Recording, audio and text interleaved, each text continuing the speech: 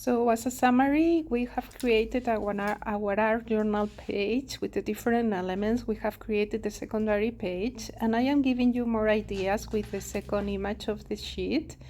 So here I played with the same elements but different sizes and different composition, and I even added some butterflies that I use with this sponge. So you have a lot of possibilities, so play with both of them and do 2 pages or even more, and just start working on the art journal. And I was inspired by this flower, and I did the second page like a floral composition using this flower.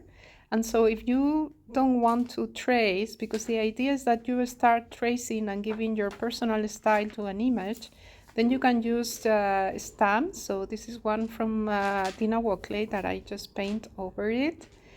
But the idea is that you start drawing, and your progression is to really draw, because it's super satisfying when you can create your images. This is a portrait of my son, and I did some collage on the second pages. So hopefully you enter in this amazing world of the art journal, which is a moment for you, a moment for relax, a time for self-expression.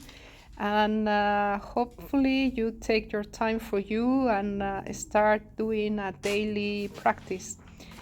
You can follow me in my social media, where you have more ideas for art journaling and also tips and tricks. So see you in next classes, hopefully, and thank you for being here. And it would be lovely to see your pages in the hashtag you have in the screen. See you next time. Bye.